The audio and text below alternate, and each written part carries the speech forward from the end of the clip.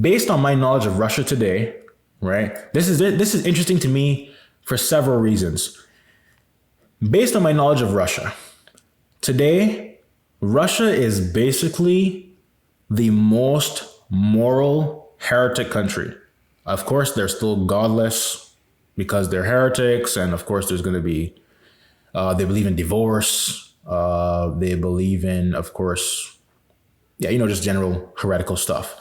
But they are, on average, or in general, from what I understand of Russia, they have a higher moral level than basically the rest of the entire rest of the world. Okay, for example, Russia is very anti-sodomy. Like, for example, when I was in secondary school, which Americans would call like high school, just so you all know, I wasn't born in America. I was actually born in Barbados and moved to America about 10 years ago. But Barbados is an English speaking country. So that's why I don't sound like someone who doesn't know English or something. But when I was in high school or, secondary school in Barbados or whatever, around like, let's say 2014, 2015, I had known that Putin and Russia were very, very anti-sodomy. They would stop sodomite parades and be beating up sodomites and stuff like that. So I was like very, very interested in that. And I remember, because I've always, from my upbringing, my earthly father instilled in me from very, very young, even though he was a heretic, he really, really was very, very anti-sodomy and taught me to hate sodomy from a very young age. So I was very, very pleased to see a country that hated sodomy, And I remember I admired Putin so much that I actually had his picture as my profile picture on Facebook. Like, that's how much I love the fact that he didn't support sodomy and stuff like that, right? And then years later, before I became a Catholic, for a period of time, I was basically an Eastern so-called Orthodox heretic or catechumen, because I would go to this monastery and the monks there basically considered me to be like a catechumen, And during that time, I was heavily considering moving to Russia because I knew that Russia was very anti-sodomy. They had, a higher moral level than basically the rest of the world and stuff like that. They weren't just all just sodomite prostitutes like how you have in America, right? So I was very, very interested in moving to Russia. And so continuing the slide here, for example, Russia is very anti-sodomy, and most Russians consider themselves to be, quote unquote Christians. Of course, they're usually Eastern so-called Orthodox so-called Christians, not real Christians as, Catholics, but they tend to have a higher moral standard than the rest of the world. And as far as I recall, my memory of this is very hazy because this was several years ago and I don't remember the exact details, but I think in Russia, their government has programs or something to help families, to basically encourage families to have more children and to help the wife stay at home and stuff like that. I think that is a thing in Russia. I can't say 100%. I could be misremembering some of the details there, but I feel like I remember something about Russia, basically the government kind of basically encouraging people to have more children and to have more family and, have more family values and stuff like that, So so I mentioned here when I was an Eastern heretic, I was considering moving to Russia, right, for these reasons, right? So all this being said, right, the Soviet Union fell in 1991 after Gregory the 18th consecrated Russia to the Immaculate Heart. And today, in my opinion, Russia is because there are no Catholic countries anymore, so there can't possibly be a truly good country right now because there are no Catholic countries left. But Russia is basically, in my opinion, the most moral country in the world right now. Of all the bad morals, it is the least bad. You know what I mean? Is the lesser of the evils, or the least of the evils that I'm aware of. And so it seems to me that God is preparing Russia for conversion to the Catholic faith, because we see this kind of transformation, of course, on a micro level as well, right? For example, if a certain heretic starts to, try to obey their conscience more, try to be a good person more, actually try to keep God's commandments and stuff like that, actually try to find the truth and understand the Bible properly, those kinds of things, you see that person improving their morals, right? Seeking a higher moral standard, seeking to please God more, even though, of course, they're operating within the realm of their darkness, of the darkness of their ignorance, you understand? So they can't be truly good because they're not Catholic in the state of grace, but they're trying to be good. They're aiming to improve their lives and to please God and stuff like that.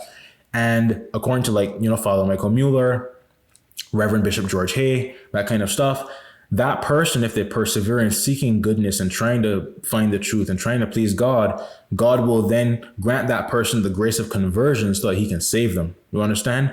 And that's basically on a micro level, like an individual, but I feel like that's what's happened to Russia as a country.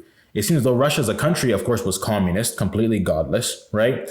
And now they're basically heretical, and of course, therefore godless just by the very fact that they're heretical. But they're less godless than they were as under communism and stuff like that.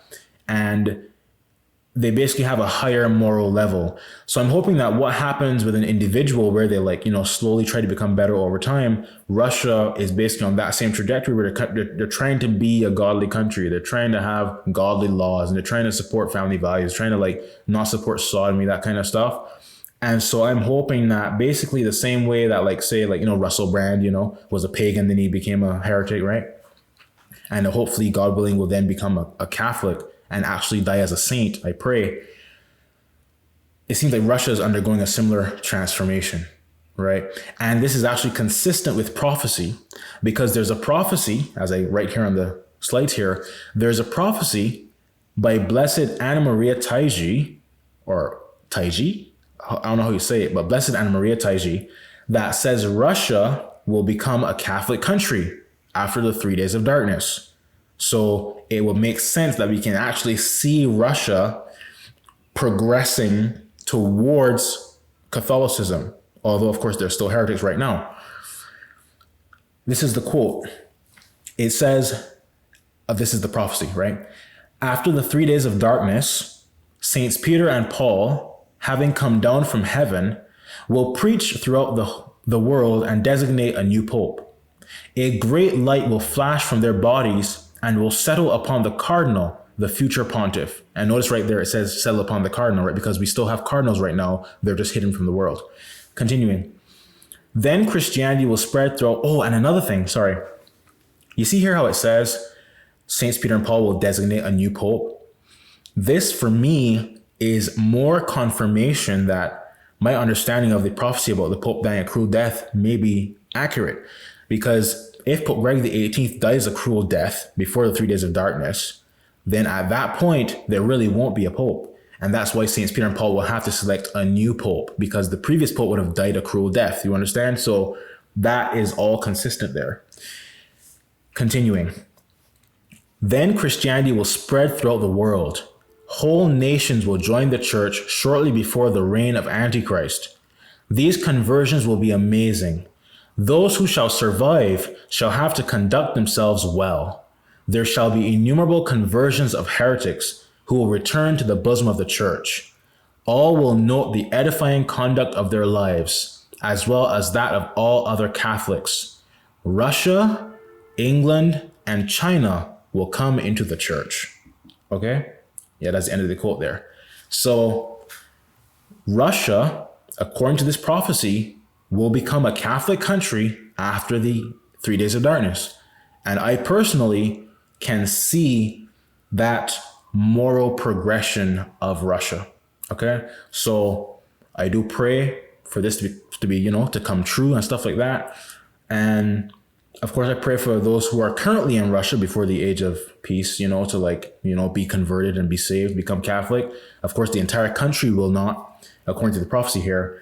But of course, some individuals, may discover the truth and become true Catholics and hopefully die as saints and stuff like that. But yeah, so it's very interesting how you can literally see the steps that Russia is taking as a country towards Catholicism, because basically it seems as though God is preparing, basically, as a country becomes more and more moral, the people are more and more disposed towards accepting the truth. Like if a country is completely godless and filthy and horrible, it's less likely you're going to have people convert when they hear the truth.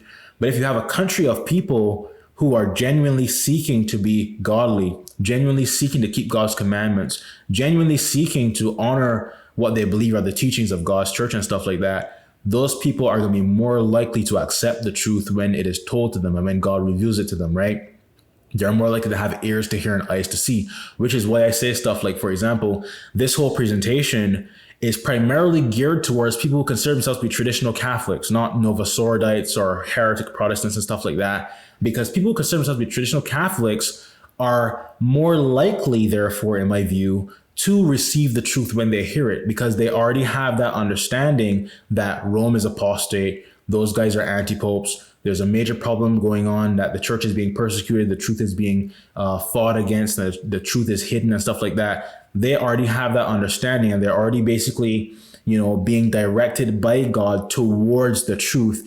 They just haven't arrived at the truth yet, And so when someone who's searching for the truth hears the truth, they're more likely to receive it well than somebody who's not even searching for the truth, and who just doesn't care, who's just living a completely godless life, or who thinks that heresy is totally fine and all that kind of stuff, But people who consider themselves to be, Sedevacantists, the Conclavists, all this kind of stuff, that to me demonstrates that they have at least a desire for the truth, as perhaps some goal of understanding the church's crisis, or some goal of, being a real Catholic and stuff like that. So they're more likely to receive the truth when, it is made known to them.